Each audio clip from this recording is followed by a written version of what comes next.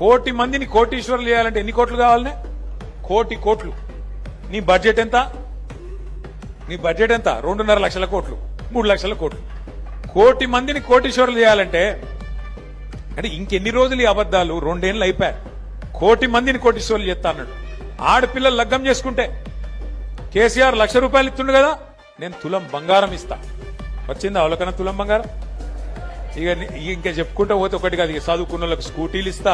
420 ఉన్నాయి. ఏం చెప్పాలి? ఎన్ని చెప్పాలి? 420 420 హామీలు. నోటికి వచ్చిన అడ్డమైన అబద్దాలు చెప్పుకుంటా సంపుకొని మొత్తానికైతే ఇవాళ గద్దెనెక్కి కూర్చున్నాడు. కూర్చొని ఏం చేసిండు మరి? 2 ఏళ్లు మీకు నెలకు ₹1000 ఎత్తా అన్నాడు. నెలకు ₹1000, 24 నెలలు అయిపోయాయి.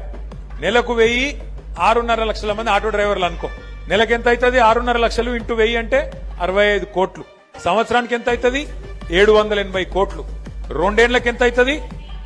1560 అట. ఆగానే చెప్తాడు, నాకు లెక్కలు రావు, ఆయనకు బాగానే వచ్చు. 1560 కోట్లు.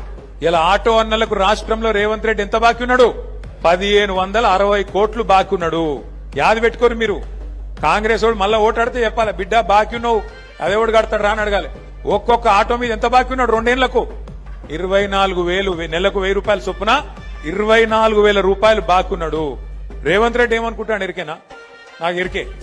ఏమనుకుంటాడంటే వీళ్ళంతా అమాయకులు, ఆఖరికి ఒక 6 నెలలకి ఇత్త అయిపోయాక ఇప్పటి నుంచి ఎందుకు, ఆఖరి 6 నెలలకి ఇత్త అన్ని మర్చిపోతారు మనోళ్ళు. అప్పుడే బుస్సుమంటారు, అప్పుడే తుస్సుమంటారు. ఏం కాదు, ఆఖరి 6 నెలలు ఇచ్చి నేను మాయ చేస్తా. మాయ చేసి మళ్ళా డైలాగులతోని నేను మళ్ళా గెలుచుకొని వస్తా అనే ధీమా మీద ఆయన ఉన్నాడు.